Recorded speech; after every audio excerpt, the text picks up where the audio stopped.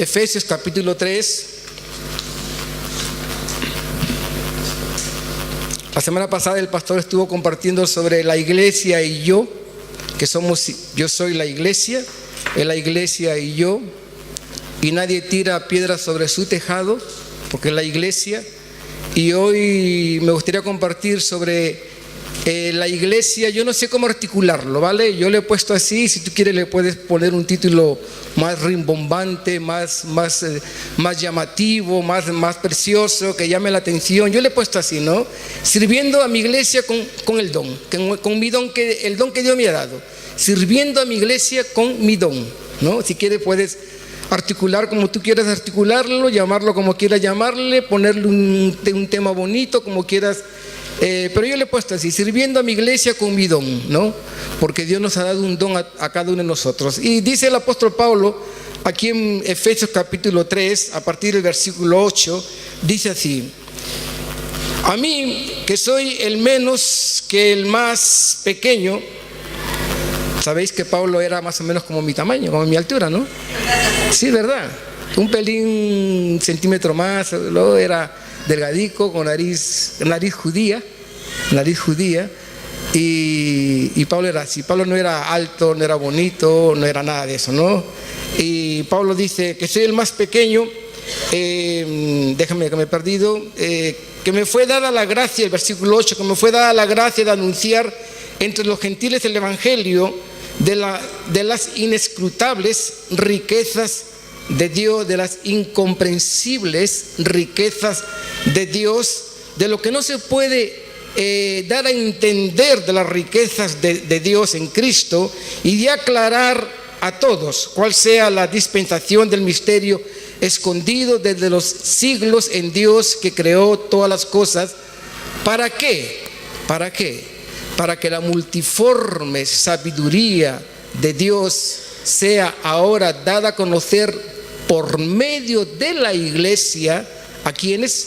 A los principados y a las potestades en los lugares celestiales. Versículo 10. Para que la multiforme sabiduría, para que las diferentes formas de Dios, pero de manera sabia, sean dadas a conocer. ¿Por medio de quién? Por medio de la iglesia, que somos nosotros, que soy yo, que eres tú. ¿A quiénes? A los principados, a las autoridades en los lugares celestiales. Vamos a orar. Padre, gracias por tu amor, gracias por tu fidelidad, gracias porque tú eres el Dios bueno y el Dios que sabe amar. Y queremos que tu Espíritu Santo, Señor, haga calar en lo más profundo de nuestro corazón tu palabra, Señor. Que nos lleves a ese desafío que quieres llevarnos, Señor. Que nos hagas entender nuestro lugar en tu casa, en el cuerpo de Cristo. Que nos hagas entender el papel que desarrollamos, que desempeñamos, para que podamos, Señor, crecer en amor, para que podamos crecer cada uno en su lugar, haciendo la misión la cual le fue encomendada, Señor. En cuanto se ministra, que tú ministres de nuestros corazones, que tú ministres sanidad, que tú traigas liberación, que disipes toda duda, toda incertidumbre, toda inseguridad, que tú esclarezcas todo, Padre, en el nombre de Jesús. Amén. Amén. El apóstol Pablo dice: para que la multiforme sabiduría de Dios, para que la multiforme sabiduría de Dios sea dada a conocer por medio de la iglesia a todos los principados, a todas las potestades en los lugares celestiales. El apóstol Pablo nos dice que en Cristo Jesús estaba el misterio escondido. O sea, cuando Pablo está hablando de una multiforme manera, de las diferentes formas de cómo Dios ocultó ese misterio, con el pasar del tiempo Dios fue ocultando el misterio. Se lo ocultó a Satanás cuando Dios le dijo a Satanás: mira, de la simiente de la mujer nacerá uno, del cual tú le herirás el calcañar, pero él te pisará la cabeza, él tomará tu autoridad. Y Satanás comenzó a a intentar de entender lo que Dios estaba queriendo decirle, pero nunca lo entendió. Porque detrás de cada palabra de Dios, detrás de cada acontecimiento de Dios, detrás de cada ciclo histórico de Dios, había un misterio de la parte de Dios que no se le reveló a Satanás. Porque si Satanás hubiera descubierto el plan oculto de Dios, Satanás no hubiera matado a Cristo. ¿Están entendiendo? Era un misterio. En la dogmática, en la hermenéutica, en la teología de Satanás, satánica, en la teología del infierno, él entendía, Dios no puede usar a un hombre impío porque las cosas de Dios son santas y es imposible que Dios use a un impío para ejecutar algo santo, un propósito santo. Pero Satanás no entendía, entonces Dios comenzó a usar a Adán, Dios comenzó a usar con el tiempo a Abraham. A pesar de Abraham haber mentido, a pesar de Abraham haber hecho cosas que no eran agradables de Dios, pero Dios estaba haciendo cosas, Dios tenía siempre un as debajo de la manga, para que Satanás no pudiera descubrir el plan oculto que Dios tenía, que iría a ser revelado muchísimos años después, trayendo a Jesucristo a la tierra. Dicen los estudiosos dicen que existen diferentes formas de ver una cosa. Dependiendo de la ventana donde tú estás, si tú estás en el centro, ves lo que está delante de ti de una manera. Si tú estás un poquito a la derecha, ves el objetivo de otra manera. Si estás inclinado más para la esquina, lo ves de otra manera. Dependiendo del lugar donde tú estés, detrás de la ventana, tú vas a ver las cosas. Estás viendo lo mismo, pero con perspectivas diferentes. Los rabinos, los que son rabinos dentro del mundo judío, lo que para nosotros le llamamos, dentro de nuestro mundo protestante evangélico, llamamos pastores, los rabinos dicen que existen diferentes perspectivas de ver a Dios, pero siempre se le ve a Dios tal como Él es, con diferentes perspectivas. Por ejemplo, ellos no dicen el Dios de Abraham, el Dios de Isaac y el Dios de Jacob. Ellos no dicen así. Ellos dicen para hacer entender que cada uno de ellos, que cada patriarca veía a Dios de una manera diferente. Ellos dicen, el Dios de Abraham, que vio a Dios de una manera diferente, el Dios de Isaac y el Dios de Jacob. ¿Cuál era la perspectiva que Abraham tenía de Dios? De sacrificar a su hijo, de sacrificarlo, de llevarlo al monte Moriah, de amarrarlo, de ponerlo encima del altar, de preparar la leña y de amarrarlo y de estar ahí y de levantar el cuchillo para matar, sacrificar a su hijo Isaac. Yo a veces me rayo y yo digo, la historia de Isaac no fue contada. ¿Será que Isaac no tuvo por un momento un lapsus en su vida de contarle a su hijo Jacob o a su hijo Esaú, de contarle lo que papá hizo? Él podría haberle dicho a sus hijos, mira, mi papá fue un desgraciado.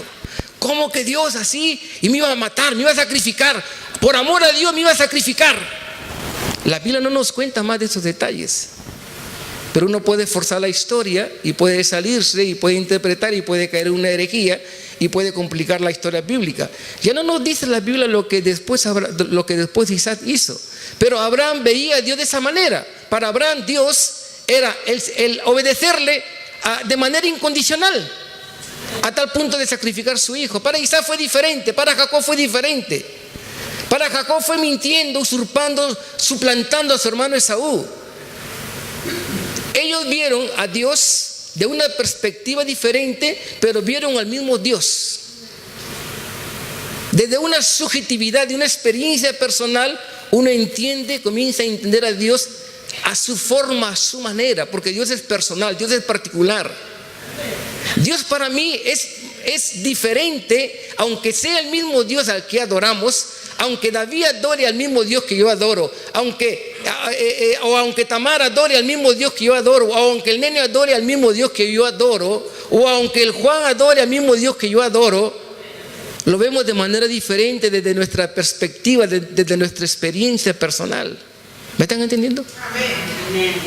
Entonces, para cada uno ve a Dios de una manera diferente. Y cuando Pablo dice desde la multiforme sabiduría de Dios, una multiforme, Dios usó a los patriarcas a pesar de los problemas de pecado que tuvieron. Dios usó a Moisés a pesar de ser rebelde y desobedecerle a Dios. Cuando Dios le dijo, háblale a la roca, y después golpeó la roca. Cuando Dios usó a Boz para poder casarse con Ru. Cuando Dios usó a Ru, usó el útero de Ru, una moabita que había sido destinada para que no se uniera con el pueblo de Israel. Pero Dios usó a Ru, Dios usó a Boz, Dios usó a David, a pesar de David haber pecado, haber adulterado, haber asesinado y su corazón haberse ensoberbecido. A pesar del pueblo de Israel haber pecado, de los profetas, de los reyes haber pecado, era la multiforme sabiduría de Dios, porque Dios estaba en lo oculto entretejiendo algo que el diablo no se estaba dando por enterado. A pesar de todas esas cosas, Dios dispone de un útero de María que no pertenecía a la descendencia rabínica, que no pertenecía a la descendencia de Aarón. Se juntó con José, que pertenecía a Judá. María pertenecía a la descendencia de Aarón porque era familia, era prima de Isabel, pero José no pertenecía a la descendencia de Aarón. José pertenecía a la descendencia de Judá. Y para que se cumpliera la profecía, Jesús tendría que ser de la descendencia de Judá y a la vez de la descendencia de Aarón. Y Dios hizo ahí algo, un misterio. Dios engendró en el útero de María, que María dijo, hágase conmigo conforme a tu voluntad. No me importa lo que quieras hacer conmigo, no me importa si quieres hacer esto, otro, no me importa. He aquí tu sierva, cúmplase en mí tu voluntad. Y ella se dejó usar por Dios. Dios usó una manera maravillosa, inexplicable, una manera inescrutable, una manera que nadie podía entender. Dios usó a María para que lanzara sobre el útero de María la palabra, se quedara embarazada y después de estar embarazada, José adoptar a su hijo, a Jesús como su propio hijo. Por eso que Jesús es de la parte de María, de la descendencia de Aarón, y de la parte de José, del linaje de Judá. Tendría que tener las dos cualificaciones: pertenecer a la descendencia de Aarón y a la descendencia de Judá. De la descendencia de Aarón para ser sacerdote, sumo sacerdote real para siempre, y de la descendencia de Judá, del cual Dios había prometido que no iría a faltar sucesor en el reino de David para siempre, del cetro de Judá, no iría a faltar rey. Y Dios permitió que José adoptara a Jesús como su hijo para darle el linaje de Judá a Jesús. Eran misterios, multiforme sabiduría de Dios actuando. Por eso que Pablo dice que por la multiforme sabiduría de Dios le plació a Dios, le agradó a Dios manifestar todo el ciclo de la historia hasta que Jesús llegara a través de la iglesia. O sea que tú y yo tenemos una responsabilidad, un compromiso de hacer parte de la iglesia, la gran cosecha, para que a través de esta multiforme sabiduría de Dios, el reino de Dios continúe siendo esparcido, extendido, pero ya no como misterio oculto, sino como el Cristo revelado que es Jesús. Es interesante, cuando Dios se le reveló a Moisés, Moisés le dijo: Dios, pero ¿cómo yo voy a hacer para que el pueblo me haga caso, el pueblo diga que tú me has llamado, que tú me has enviado? Dios le dijo a Moisés: mira, tú dile al pueblo así, dile que el yo soy, que soy, te envía. La palabra yo soy el que soy, Dios le estaba diciendo: yo soy todo, pero a la vez no soy nada. Yo te doy todo, pero a la vez no te doy nada. Yo soy el que soy. Le estaba diciendo: yo soy el que por sí mismo se autosostiene, yo soy el que por sí mismo se autovalora, yo soy el que por sí mismo autosubsisto, yo soy el que por sí mismo se autonutre. Y Moisés le dice: o sea que tú eres todo. tú eres nuestro Jehová Rafa, el Dios que sana. Sí, yo soy, pero no soy. Tú eres Jehová Shalom. Sí, yo soy Jehová Shalom, el Dios de la paz, pero no soy. Tú eres Jehová Jireh. Sí, yo soy el Dios que provee, tu proveedor, pero no lo soy. Tú eres Jehová Raá, el Dios que es mi pastor. Sí, yo soy vuestro pastor, pero no soy vuestro pastor. Tú eres Jehová Sikesnun, el Dios que está presente ahí. Sí, yo soy el Dios que está presente, pero no lo soy. Tú eres Jehová Nakanasti, yo soy el Dios de la justicia. Sí, yo soy el Dios de vuestra justicia, pero a la vez no lo soy. Tú eres Jehová Genlel, el Dios de la recompensa. Sí, yo soy el Dios de la recompensa, pero a la vez no soy el Dios de la recompensa. Dios le estaba diciendo, el yo soy que soy todo, pero a la vez no soy nada. Yo soy más que eso, Dios dijo, le dijo a Moisés. Y le dijo, si yo te defino quién yo soy, yo dejo de ser Dios. Porque Dios no puede ser definido. Dios puede ser percibido. Dios no puede ser definido, pero Él puede ser vivido, experimentado. Eran las diferentes formas que Dios tiene para poder actuar. Por eso que cuando en nuestra situación de nuestra vida a veces no entendemos por qué nos pasan ciertas circunstancias, por qué nos quedamos sin trabajo. ¿Y ahora qué? ¿Y ahora qué? ¿Y ahora cómo pago el seguro del coche? ¿Y ahora cómo pago la hipoteca? No tengo trabajo. ¿Y ahora que vienen vacaciones, qué hago? ¿Será que Dios se olvidó de mí? Me ha pasado esto. Yo no entiendo por qué papá le ha pasado esto. Yo no entiendo por qué mamá tiene este problema. No lo entiendo. No lo entiendo. Pero es la multiforme sabiduría de Dios. Porque Dios está entretejiendo algo que no lo entendemos. Por eso dice el apóstol Pablo en Romanos 11, oh profundidad de las riquezas, de la sabiduría, de la ciencia de Dios. ¿Quién entendió la mente de Dios? ¿Quién fue su consejero? No interesa el problema por lo cual tú y yo estemos pasando. Pero detrás de todo eso, Dios está en el asunto. Dios está entretejiendo algo. Por eso que es la multiforme sabiduría de Dios.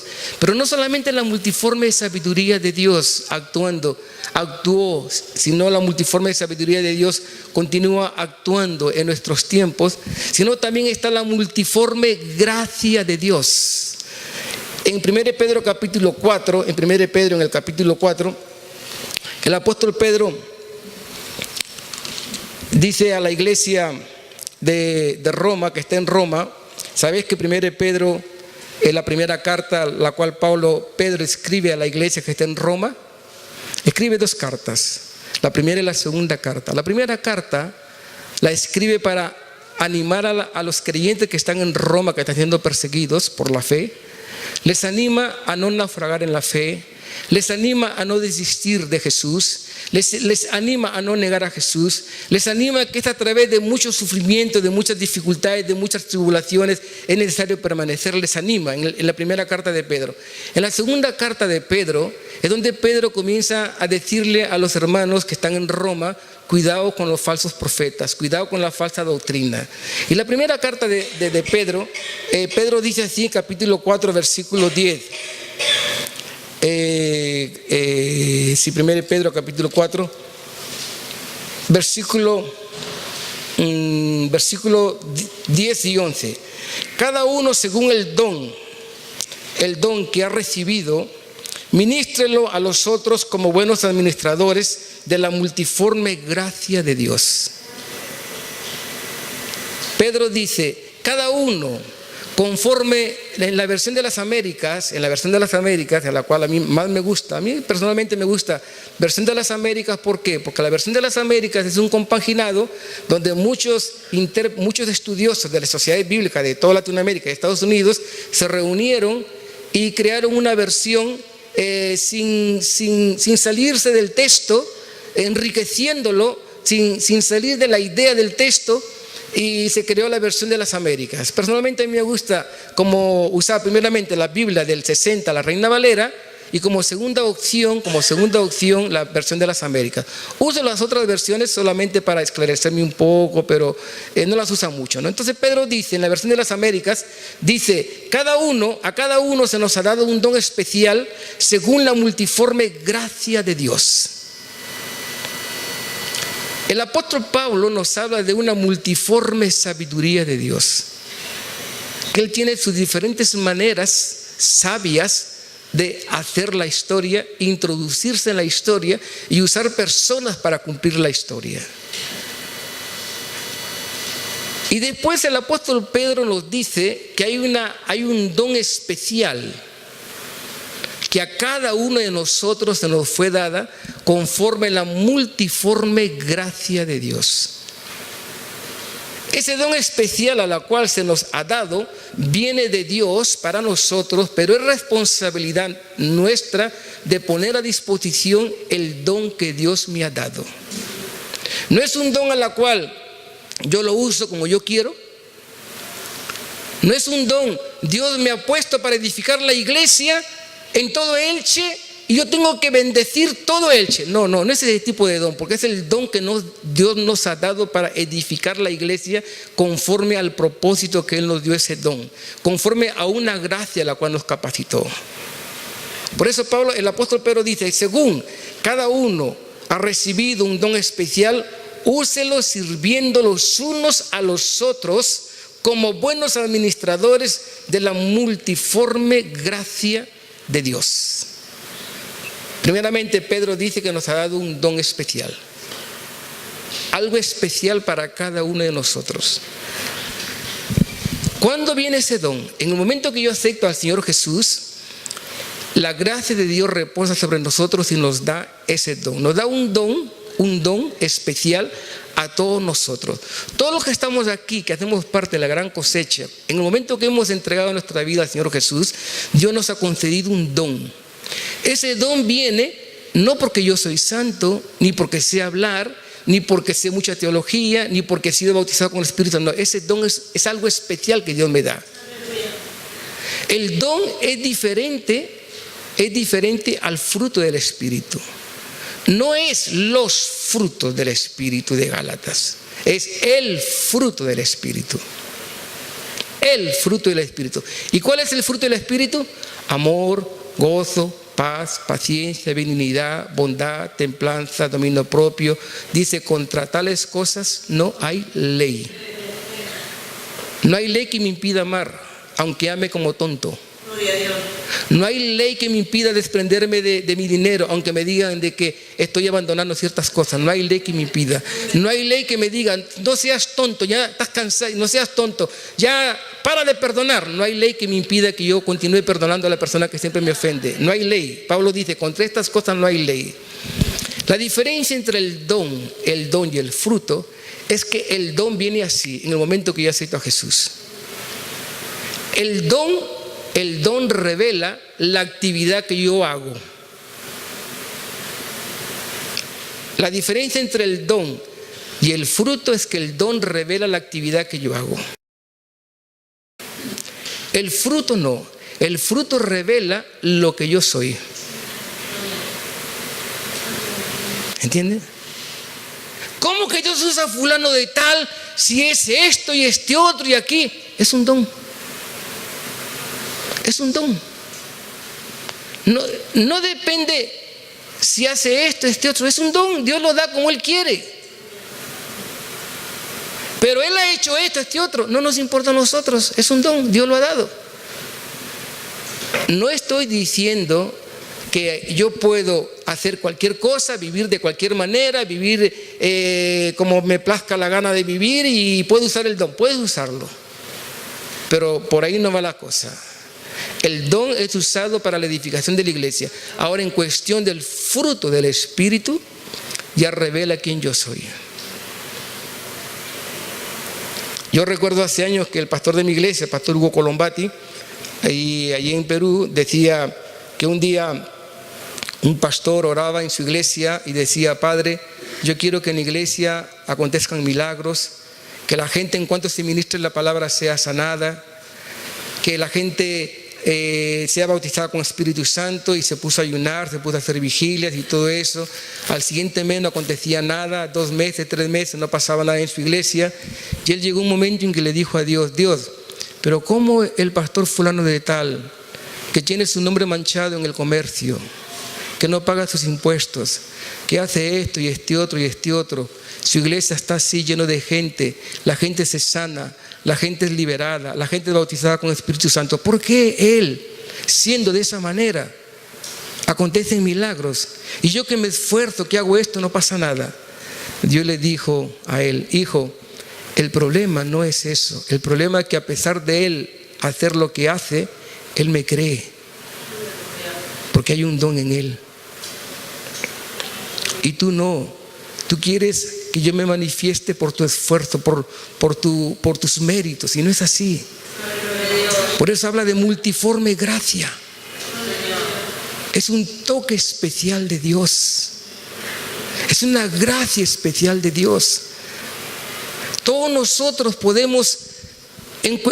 somos diferentes en funciones, pero en la manera de manifestar a Dios, en la manera de expresar a Dios, somos iguales.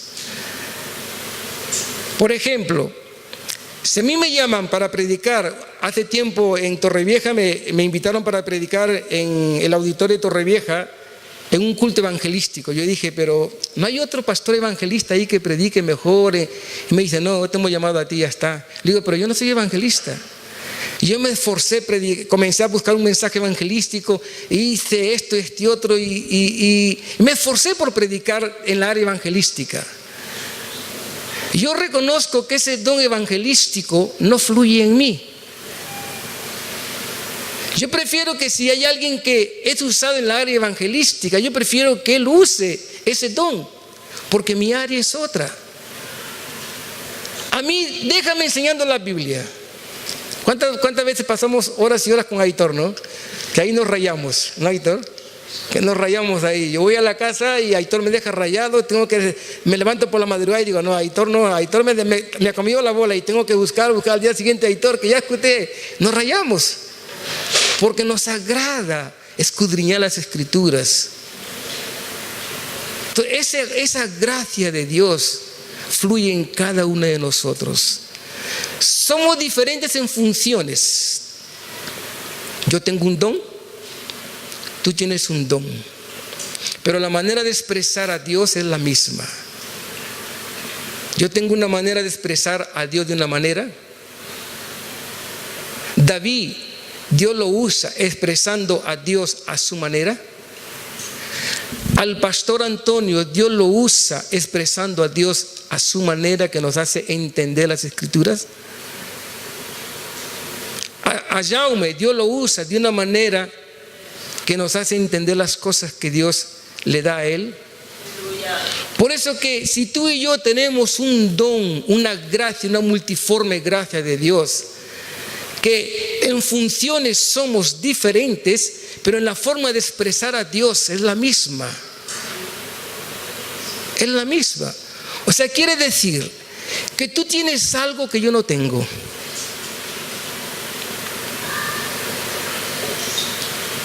Como alguien dijo un día: no permitas que tu presencia se note, sino que tu ausencia se sienta. No permitas que tu presencia se note, sino que tu ausencia se sienta. Hay un don en ti. Hay un don en ti. A cada uno nos fue dada la manifestación de Dios. Hay un don en ti. Y ese don, como dice el apóstol Pedro, cada uno según la gracia del don especial que ha recibido, úselo sirviendo los unos a los otros como buenos administradores de la multiforme gracia de Dios.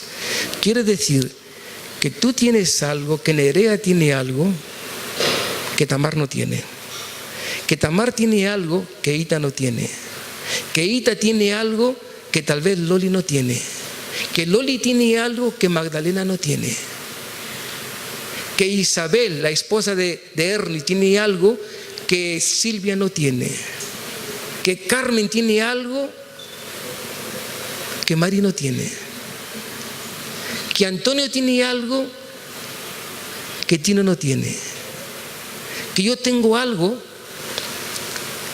que tal vez Antonio no tiene.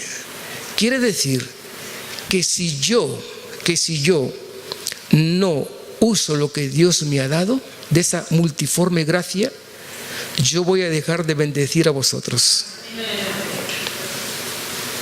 Tal vez te suene un poco raro lo que voy a decir. Es verdad que nadie es imprescindible en el reino de Dios. Es verdad que nadie es insustituible en el reino de Dios.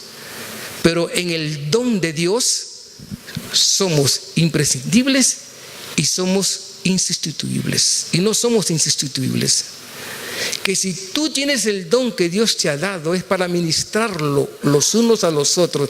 Y ese don que Dios te ha dado para la edificación de mi vida, de la iglesia, si tú no lo usas, yo no voy a ser bendecido.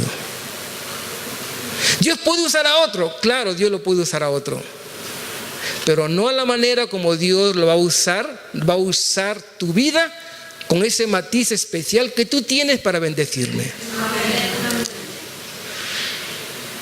Por ejemplo,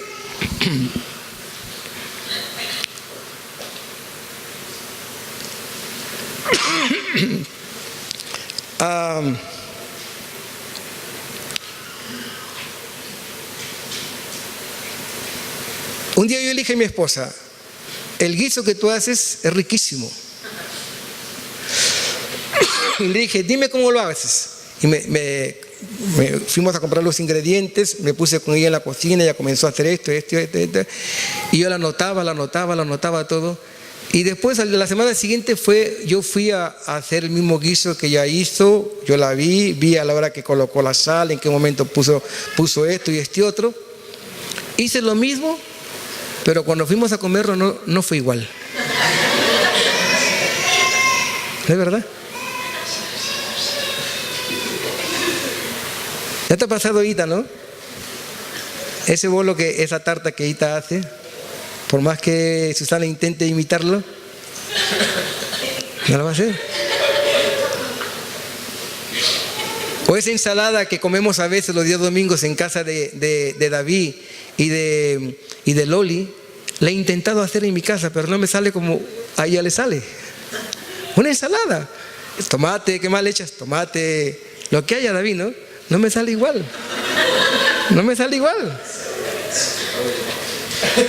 Hasta el café, yo porque tomé café en casa de David y dije: wow, qué rico está el café. Lo vi, intenté hacerlo y dije: no ha salido igual al café. Yo dije: puede ser el tipo de café. Y a la semana siguiente veo que David usa el mismo café que yo uso de Mercadona. Y dije: entonces no es el café. Dije: tal vez es el agua. Intenté y dije: no es el agua, no, es el matiz. ¿Sabe? Aquel toque especial. Yo puedo tomar café. Yo puedo un día tomar café en la casa de Ernie. Voy a tomar café. Pero la manera como David hace el café o la manera como Ernie prepara la paella es diferente. Es aquel toque especial. Entonces, el apóstol Pedro dice: cada uno conforme el don especial, un don especial, versión de las Américas leo, un don especial que todos nosotros tenemos, dice: úselo sirviéndolo los unos a los otros como buenos administradores ¿de qué? De la multiforme gracia de Dios. Usarlo con la gracia de Dios, con aquel toque especial de Dios. Tú tienes algo que yo no tengo. Si tú no vienes a la iglesia, si tú no pones a disposición el don que Dios te ha dado, yo voy a dejar de ser bendecido por ti. Que Dios nos va a pedir cuentas. Como dice la parábola de los talentos en Mateo 25, que el reino de Dios es semejante a un hombre que se fue lejos, llamó a sus siervos y le dio a uno 5 talentos, al otro 2 talentos y al otro 1 talento. ¿Conforme a qué? conforme a su capacidad. Conforme a su capacidad. O sea, Dios nunca nos va a dar algo más allá de nuestros límites. Todo lo que Dios nos ha dado como don para que lo pongamos a disposición del reino de Dios, de la iglesia, de su cuerpo, que es la iglesia, nos lo da conforme a nuestra capacidad. A nuestra capacidad Dios nos lo da. Dios no nos confía algo fuera de nuestros límites. Él nos conoce. Él conoce nuestra estructura. Él nos conoce. Y yo sé que Él no me va a dar el don de evangelista.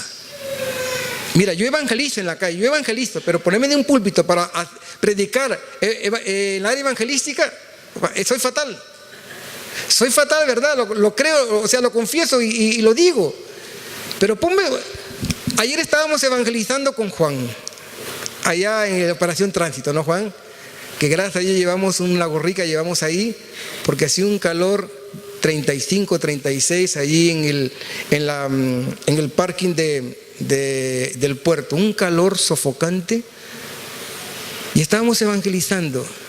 Y yo le decía, me acercaba a un árabe le decía, Salam akum. Y le entregaba la bolsa, ¿no? Y decía, merci, decía, ¿no? Y me iba allí y me abrazaba, ¿no? Y intentaba de reírme, de hacerme el tonto, ¿no? De hacerme el tonto de que, qué sé yo, ¿no? Una vez que cogía la bolsa, con Juan le decía, vamos rápido, para que no nos la devuelvan.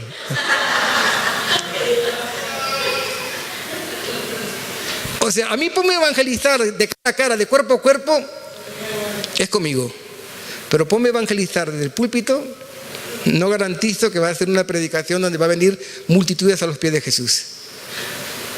Entonces, el apóstol Pedro dice que Jesús dice que a cada uno le fue dado el don, un talento conforme a la capacidad.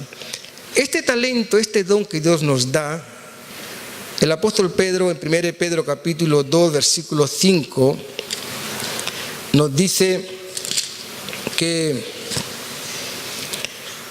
versículo 4, 1 Pedro 2, 4, acercándoos a él, piedra viva, desechada ciertamente por los hombres, para con Dios, mas para Dios escogida y preciosa, vosotros también como piedras vivas, sed edificados como casa espiritual y sacerdocio santo, para ofrecer sacrificios espirituales y aceptables a Dios por medio de Jesucristo.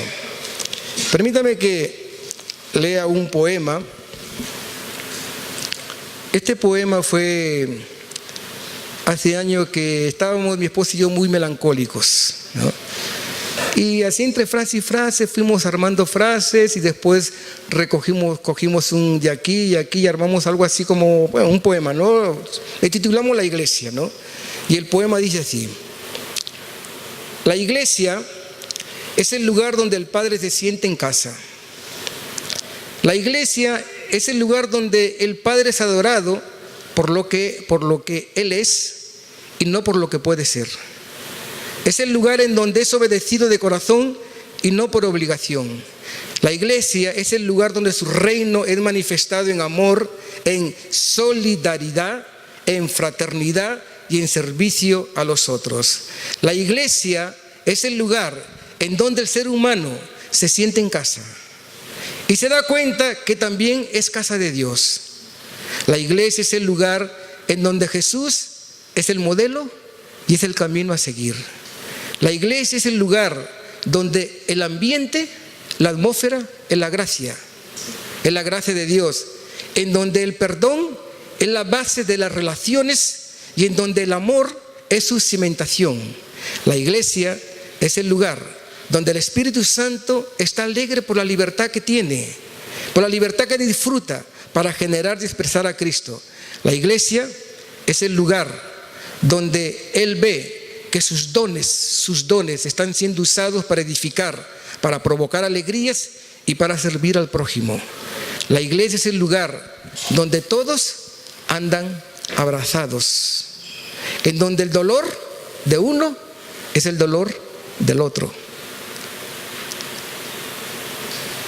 La iglesia es el lugar donde nadie está solo. Es el lugar donde todos tienen acceso al perdón y a la cura de sus emociones, a la amistad y ser cada día más parecidos a Cristo. La iglesia es el lugar donde los pastores son apenas ovejas ejemplo y no dominadores de los que les fue confiado. La iglesia es el lugar donde los pastores son vistos como ovejas líderes y no como funcionarios a ser explotados, que llaman a las 3 a 4 de la mañana. La iglesia es el lugar donde hay gente, donde no hay gente nadando en la riqueza, en cuanto otros se ahogan en la miseria. La iglesia es el lugar donde hay equilibrio, de modo que quien recogió mucho no esté acumulando y quien recogió de menos no esté pasando necesidad. La iglesia es el lugar donde aparece la humanidad de la Trinidad. Donde aparece la humanidad que la Trinidad soñó. La iglesia es el lugar donde la ciudad, el pueblo a nuestro alrededor de calle Fontaner encuentra principios de vida. La iglesia es el lugar en donde el libro texto se llama la Biblia. Ese poema al respecto de la iglesia, por eso el apóstol Pedro dice que nosotros somos piedras vivas. Y permítame matizar diferencia entre iglesia como cuerpo vivo e iglesia como institución. Una iglesia como institución es una iglesia donde tiene principios, donde tiene dogmas, donde tiene rituales, donde tiene orden, donde tiene un gobierno en la cual se rige, donde tiene estatutos, donde tiene una confesión de fe. Nosotros, lo de la Iglesia Asamblea de Dios, de la Gran Cosecha, creemos en el Dios Padre, Dios Hijo, Dios Espíritu Santo. Creemos en la palabra de Dios como la palabra infalible de Dios. Creemos en que la persona, si muere sin Jesús, va al infierno. Ese es nuestro creer, nuestra creencia, donde tenemos un dogma, unas creencias. Esta iglesia es una iglesia que es una institución, es un organismo que a la larga se torna una iglesia dentro de un sistema. Y muchas veces confundimos iglesia con institución, cuando iglesia no es una institución en sí misma.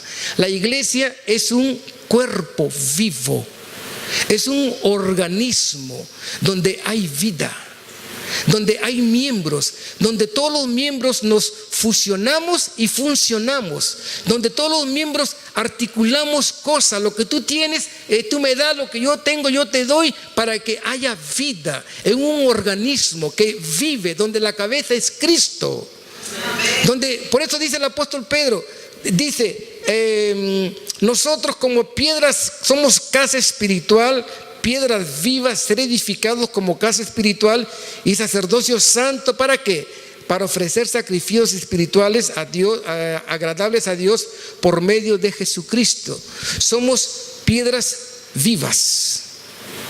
Como piedras vivas, yo tengo, como una piedra ocupa un espacio. Y ese espacio, yo me imagino por qué Pedro usó esta expresión de piedras vivas. Porque cuando Pedro tuvo la experiencia con Jesús, en Mateo capítulo 16, cuando tú le dices, tú eres piedra pequeña, Pedro, pero sobre esta piedra grande yo voy a edificar mi iglesia. La iglesia, dice el apóstol Pablo, fue edificada sobre el fundamento de los apóstoles, que es Jesús, la piedra angular. Y sobre esa piedra angular se va edificando el tabernáculo, el templo de Dios, como piedras vivas. Es interesante, la idea de Dios no fue el tabernáculo que David le hizo. David un día estaba ahí Y tuvo la brillante idea, David, ahí en 2 Samuel capítulo 7 o 6, tuvo la brillante idea de ofrecerle, de levantarle a Dios una casa para Dios. Él dice: yo vivo en una casa guay y mi Dios no tiene casa, vive en tienda.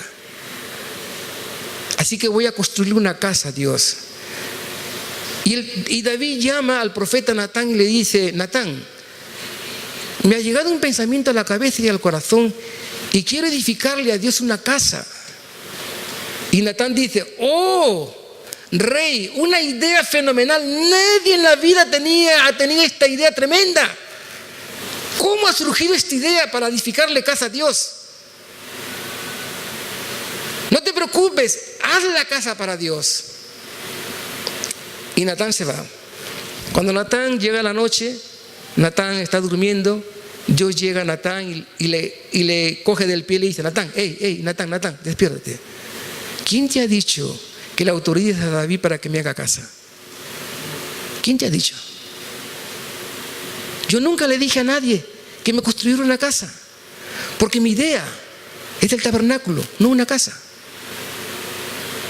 Mi idea es que el tabernáculo sea un tabernáculo móvil, que se mueva, que se vaya moviendo, que se vaya moviendo. ¿Quién te autorizó a ti?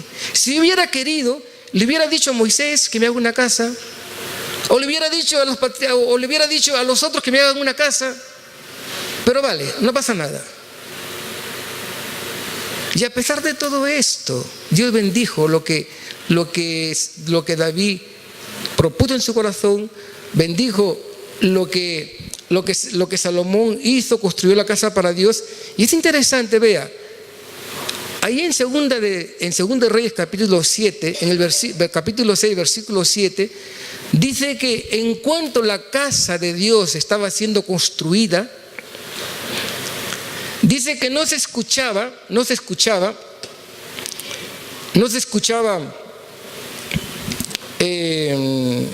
déjame ver aquí la chuletilla, a Segunda de Samuel, bueno, no la tengo anotada aquí, pero dice que no se escuchaba ruido de martillo ni ruido de instrumentos de construcción, que las piedras eran traídas de la cantera, se preparaba, se limaba, se lijaba, se preparaba para encajar una a la otra cuando eran llevadas al templo, en cuanto el templo estaba siendo construido. Que en la casa, en el templo en la cual Salomón estaba construyendo para Dios, no se escuchaba ruido de martillo ni de cualquier instrumento de herramienta de construcción. No se escuchaba.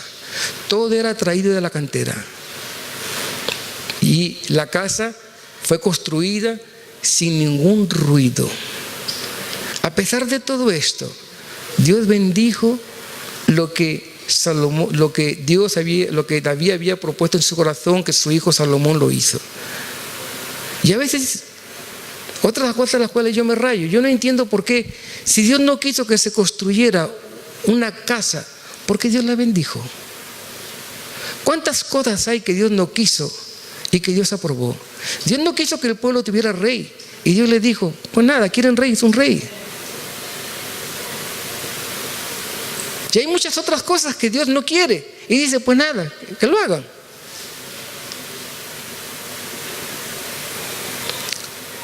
Años después Jesús viene, Juan 1:14, y dice que cuando Jesús vino, Él habitó entre nosotros, lleno de gracia y de verdad.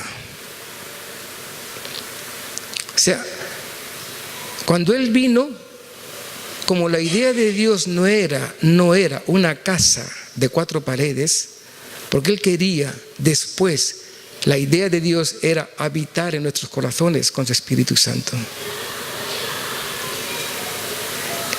En Juan 1, el Evangelio de San Juan capítulo 1, nos dice que Él vino, habitó,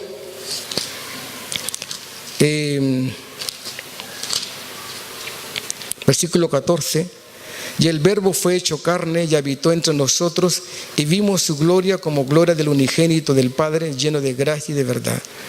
La palabra habitar viene del griego niskat, que quiere decir tabernáculo. O sea, quiere decir que cuando Jesús vino, Él se tabernaculó, Él se tabernaculizó, Él se hizo un tabernáculo para sí mismo.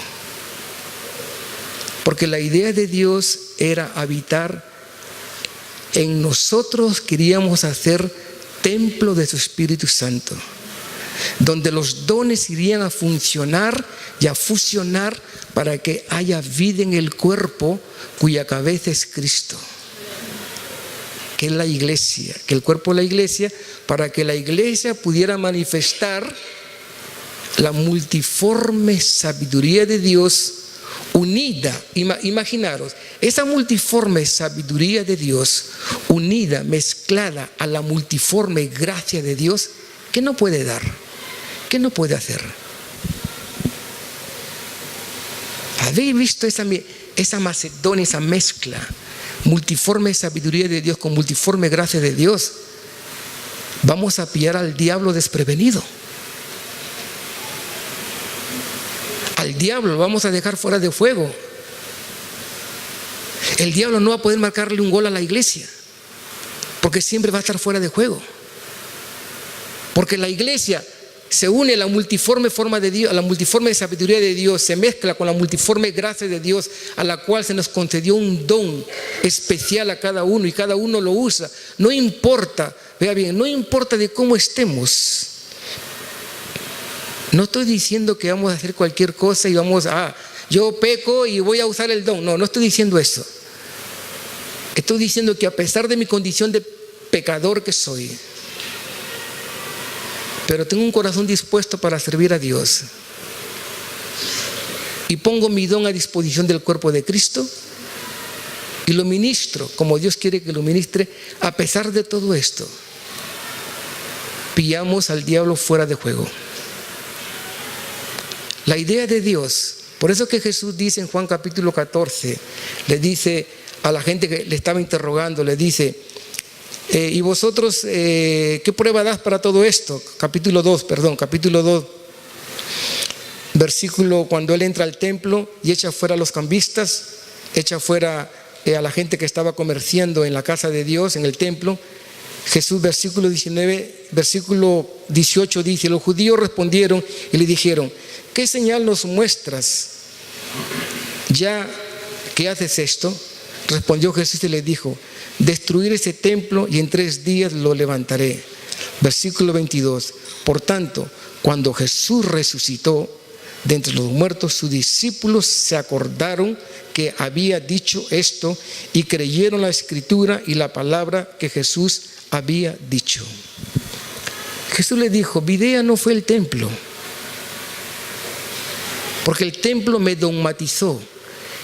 La religión, el pueblo judío, o sea, cuando Jesús llegó, Él atacó 3 dogmas fuertes de la religión judía.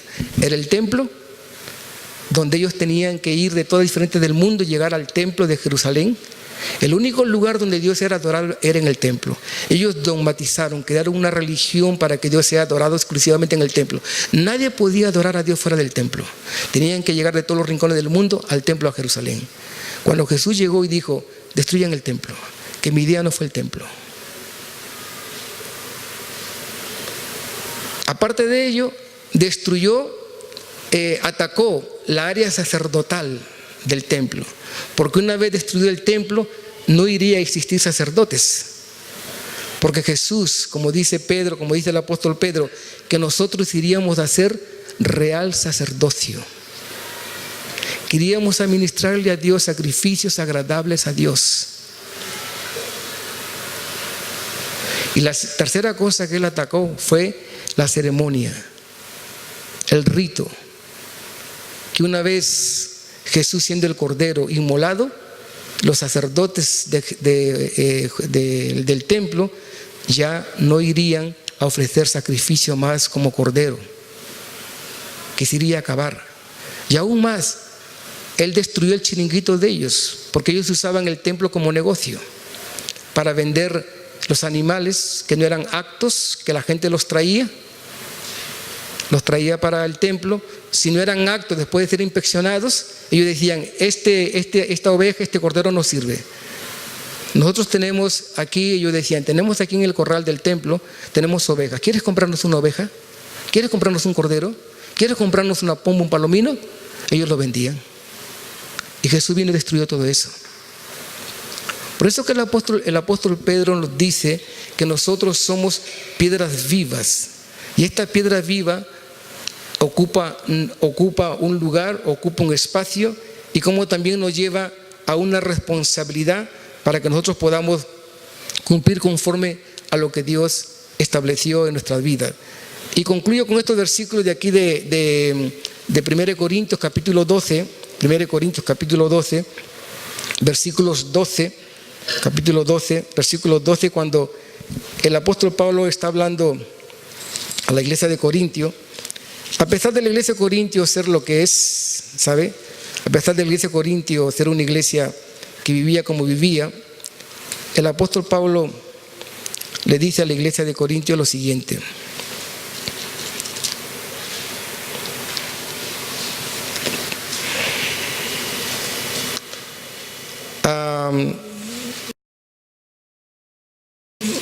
Versículo 4, capítulo 12. Ahora bien, hay diversidad de dones, pero el Espíritu es el mismo.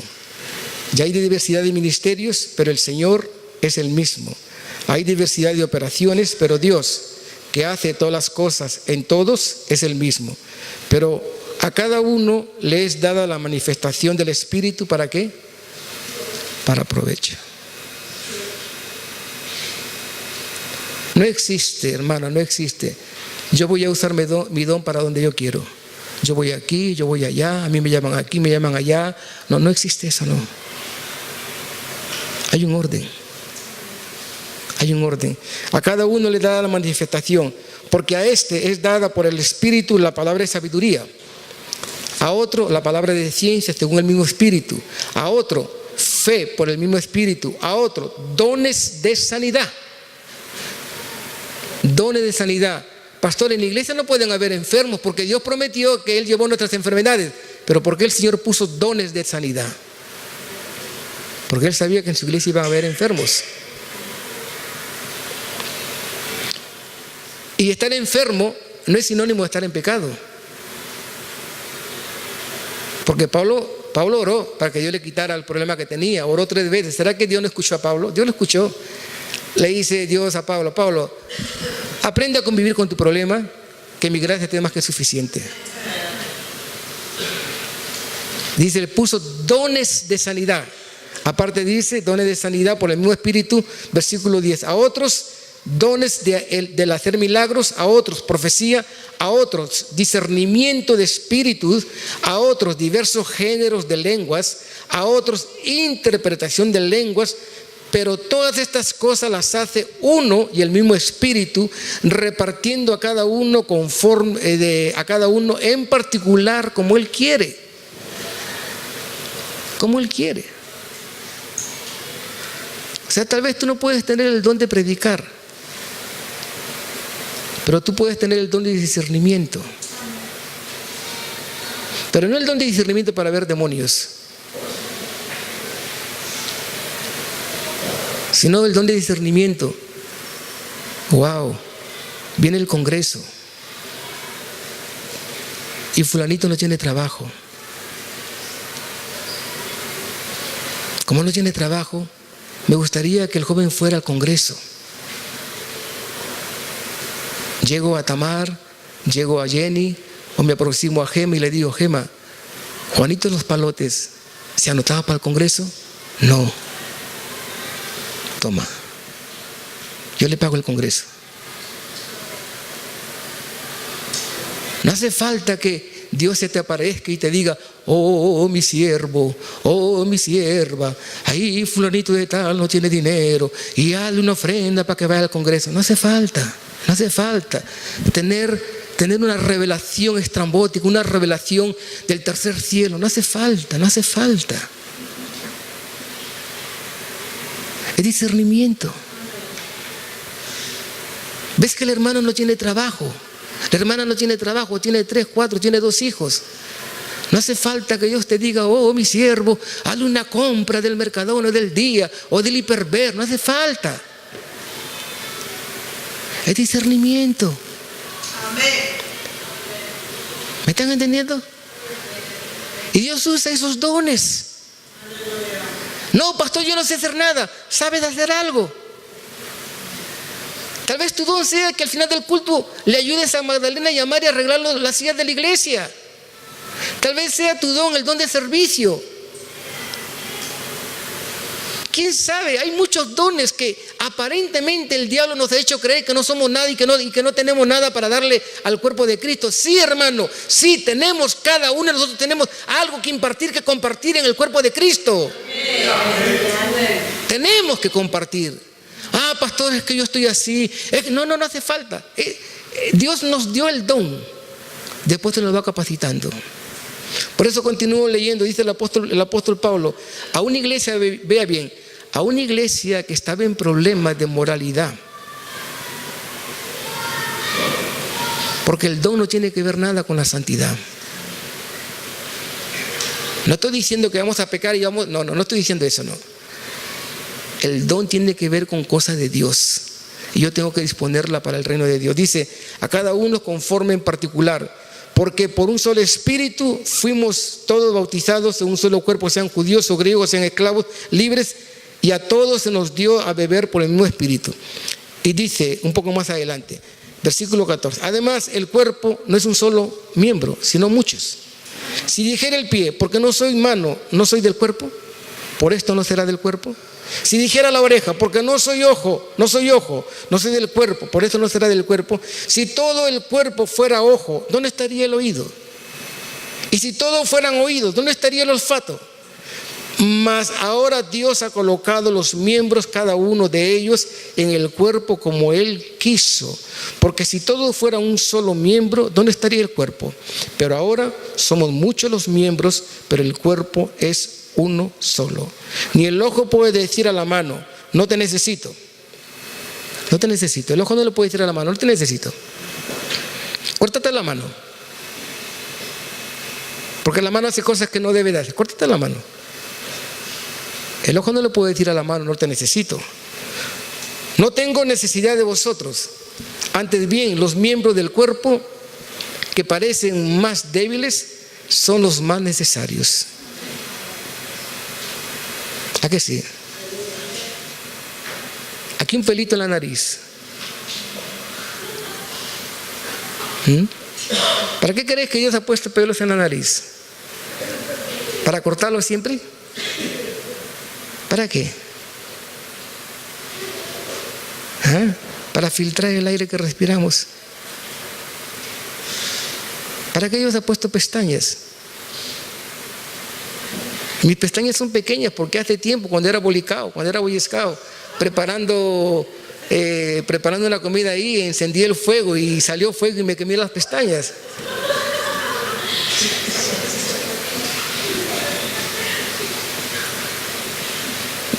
¿Entiende? Las pestañas insignificantes, ellas hacen parte del cuerpo. Lo más insignificante, Dios no ha puesto en el cuerpo, no ha puesto nada por acaso ni por casualidad. Todo está con un propósito.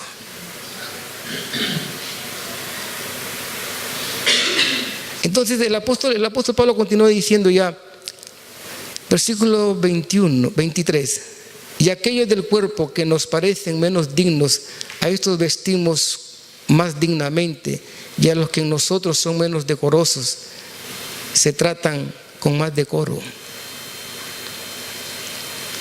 Ay, ¿cuántas mujeres les gusta pintarse, arreglarse las pestañas o ponerse pestañas postizas para que tengan unas pestañas grandes?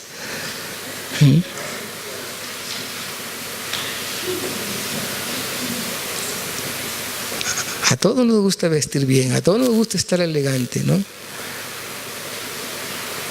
Juan me dice, Ricardo, estoy pensando cuando te voy a cortar el pelo, estoy estudiando qué tipo de corte te voy a hacer. Yo entre mí digo, déjame el corte que me gusta.